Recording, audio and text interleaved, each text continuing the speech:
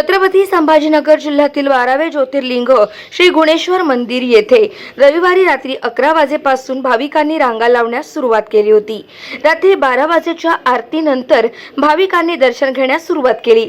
श्रावण सोमवार निमित्त रविवारी रात्रीच दर्शनासाठी येणाऱ्या भाविकांच्या व्यवस्थेसाठी खुलताबाद पोलीस ठाण्याच्या वतीने 50 ते 100 पोलीस कर्मचारी व होमगार्ड असा बंदोबस्त मंदिर परिसरात तैनात करण्यात आला होता। मात्र रात्री 12 वाजेच्या आरतीनंतर मंदिर परिसरात तैनात करण्यात आलेल्या पोलीस कर्मचारी बेपत्ता झाल्यामुळे पहाटे 4 वाजेपासून भाविकांची झालेली मोठी गर्दी, यामुळे मंदिरातील गाभारा व मंदिर परिसरात भक्तांची मोठी कोंडी झाल्याचे चित्र दिसून आले।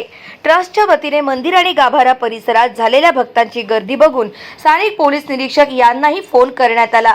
बंदोबस्तातील कुठलेही पोलीस कर्मचारी हजर नसल्यामुळे भक्तांना या गर्दीचा मोठा त्रास सहन करावा लागला। गाभाऱ्यामधील भक्तांना गाभाऱ्याच्या बाहेर पडण्यासाठी रस्ता मिळत नसल्यामुळे अनेक वेळा गुदमरल्यासारखे राहावे लागले। पोलिसांचा ढसाळ बंदोबस्तामुळे येणाऱ्या भक्तांनी नाराजी व्यक्त केली आहे।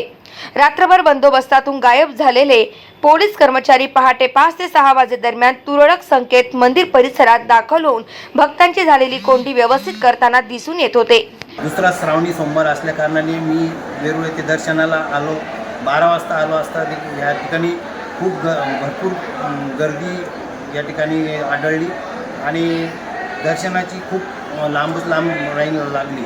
परंतु या ठिकाणी पोलीस यंत्रणा नसल्यामुळे, पोलीस यंत्रणांचा ढिसाळ कारभार असल्यामुळे या ठिकाणी पब्लिक खूप जमली आणि आतले पब्लिक ही गुदमरून त्या ठिकाणी मरण्याची वेळ आली। इतकी ह्या ठिकाणी भयानक गर्दी झालेली होती।